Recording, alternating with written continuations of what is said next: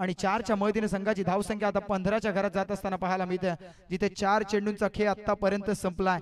4 ball मध्ये 15, 15च्या सरासरीने 30 करायच्या होत्या, 4 मध्येच 15 झाल्यात। आता येणाऱ्या 2 बॉलवर एखादा मोठा फटका खेचणं अनिवार्य आहे, जेणेकरून शेवटच्या षटकामध्ये कमीत कमी धावा आपल्याला चेस कराव्या लागतील। कारण पहिल्या सत्रात आपण पूर्वार्धामध्ये जो खेळ पाहिला होता, जिथे रुपेशच्या बॉलिंगवर 19 धावा आल्या होत्या, तदनंतर मात्र गिरीशने फक्त 10 धावा खर्च केल्या होत्या।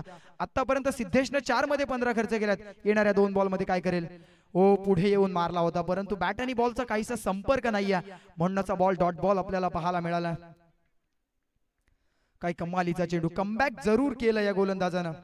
कारण असं म्हणतात ना की जीवन आहे खरी कसोटी, मागे वळून पाहू नका, येईल तारावया कोणी, वाट कुणाची पाहू नका, हे सारं जग तुम्हाला जिंकायचंय, हार कधी मानू नका।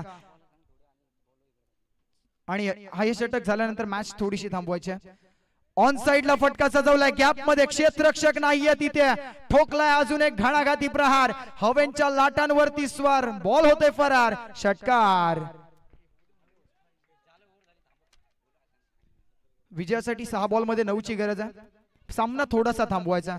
मी आयोजक मंडळींना विनंती करतोय की दादांच्या आपण सत्कार सोहळ्याकडे वळतोय।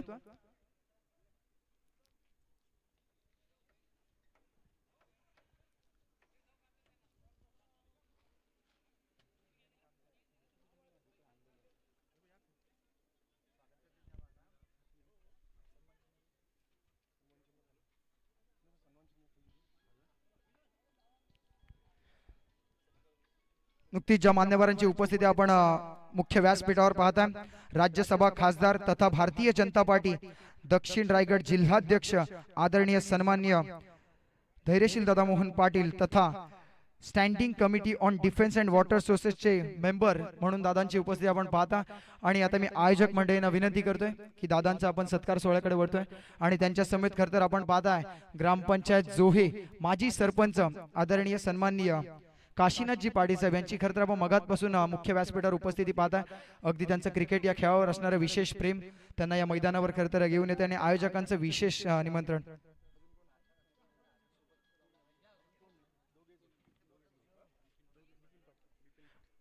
आणि तसेच त्यांच्या समेत स्कोपरचे सदस्य सन्मान्य बिपिनजी पाटील यांची सुद्धा आपण उपस्थिती पाहता, त्यांचंही मनपूर्वक स्वागत या स्पर्धेच्या निमित्तानं। आगतम स्वागतम, शुभ स्वागतम। तदनंतर भारतीय संस्कृतीचा काटेकोरपणे पालन, अर्थातच अतिथी देवो भव, गेस्ट इज गॉड, आलेल्या पाहुण्याचा यथोचित सन्मान या स्पर्धेच्या निमित्ताने केला जातोय। आलेल्या पाहुण्यांचा पाहुणचार या स्पर्धेच्या निमित्ताने केला जातोय। स्वागत करूया सकल जणांचे, जमलेल्या या मान्यवरांचे। मी आता विनंती करतोय की सन्मान्य धैर्यशील दादा पाटील यांना की आपण आमचा हा कोपर प्रीमियर लीग गावकपच्या वतीने हा सत्कार स्वीकारावा। मी आमचे आयोजक म्हणून ज्यांना आम्ही प्रामुख्याने पाहतो संगीत दादा मात्रे, की आपल्या शुभ हस्ते दादांचा सत्कार करायचा आहे, तर मी दादांना विनंती करतोय की आपण आपला सत्कार स्वीकारावा। चला संगीत मात्रे आपण या, आपल्या शुभ हस्ते मायेची उबदार शाल अर्थातच वस्त्रालंकार, शाल आणि प्रेमाचं प्रतीक सुगंधी पुष्पगुच्छ देऊन दादांचा हा सत्कार सोहळा आपण पार पडताना पाहतोय। एकदा दादांसाठी जोरदार टाळ्या व्हायला हरकत नाहीये, कारण आपल्या जिल्ह्यातील आपल्या तालुक्यातील खेळाडू कसे पुढे यावे यासाठी दादा प्रत्येक स्पर्धेच्या निमित्तानं सदिच्छा भेट घेत असतात। मोठमोठ्या टुर्नामेंटमध्ये असो, अगदी गावातील टुर्नामेंटमध्ये असो, प्रत्येक टुर्नामेंटमध्ये दादा वेळात वेळ काढून आवर्जून भेट देत असतात आणि खेळाडूंना सातत्याने मार्गदर्शन करत असतात। पेन तालुक्यातील खेळाडू तथा रायगड जिल्ह्यातील खेळाडू कसे जगाच्या पटलावर यावे यासाठी दादांचा हा उपक्रम सातत्याने आपल्या बिझी शेड्यूल मधून, आणि दादांना सांगायला आवर्जून आवडेल संगीत म्हात्रेला खेळाडू म्हणून म्हणजे क्रिकेटवर काय फारसं प्रेम नाही आहे, क्रिकेट या खेळाबद्दल त्याला बरीचशी कमी माहिती आहे, परंतु गावाला एकत्र करण्याचा त्याचा हा निर्णय आणि यशस्वी उपक्रम आपण पाहता। आणि दादांसोबत फोटो सेशन आपण पाहता।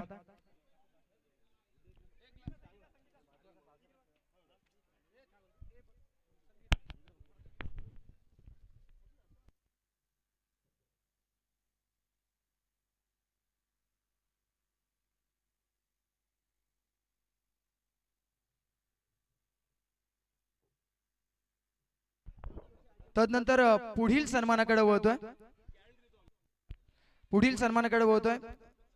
मी आयोजकांना विनंती करेल सन्माननीय ग्रामपंचायत जोहे माजी सरपंच सन्माननीय आदरणीय काशीनाथजी पाटील साहेब, मी आयोजक मंडळींना विनंती करतोय की आपण सरांचा सन्मान करायचा।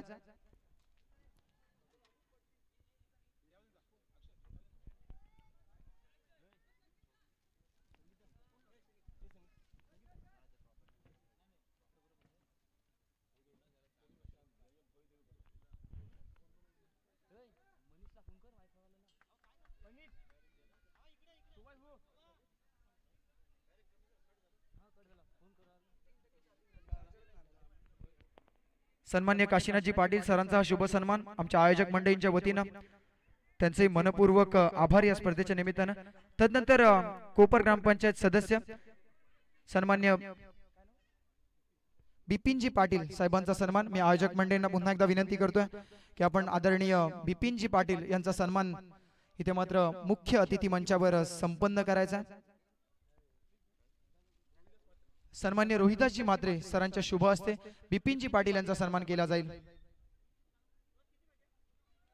मॅच कडे जिथे जाऊया जिथे मॅच कडे आपण जर विचार केला तर संघाची धावसंख्या 21-21 दुसरं षटक बॉलिंग ट्रॅकवर प्रशांत तयार आणि समीकरण आहे 6 बॉल 9 ची गरज 6 बॉल 9 धावा करायच्या।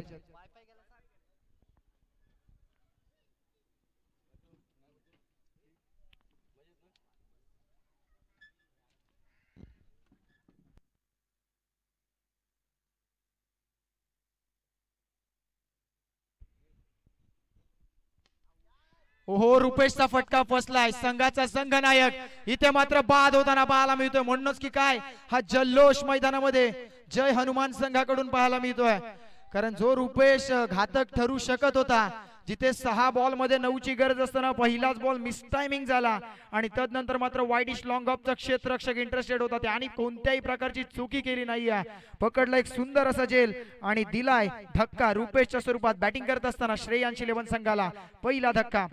आता मात्र समीकरण थोडंसं कठीण येणारे 5 बॉल विजयासाठी 9 ची गरज चला 5 बॉल 9 करायचे अधिकतम टीम मीटिंग नकोय जेणेकरून सूर्य अस्ताला जाण्याच्या आधी आपल्याला सामने फिनिश करायचे।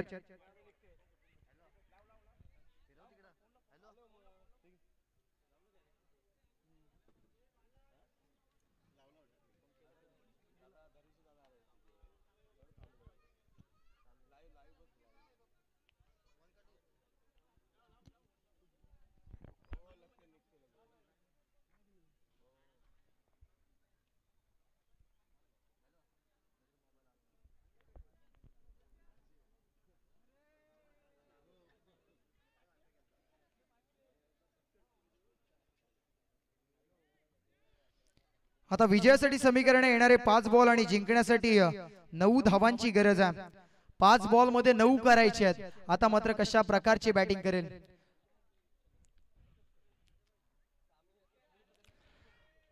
बॉलिंग ट्रॅकवर प्रशांत तयार ज्या प्रशांतने सकाळच्या 17 मध्ये 3 बॉल मध्ये 3 रोखल्या होत्या आता त्याला 5 मध्ये 9 रोखायचे आहेत। आता कशा प्रकारची बॉलिंग करेल नवीन फलंदाज रुपेशची जागा घेण्यासाठी गिरीश पाहायला मिळतो ज्या गिरीशने कमालीची बॉलिंग केली होती। ओहो आल्या आल्या काय फटका पाहायला मिळाला।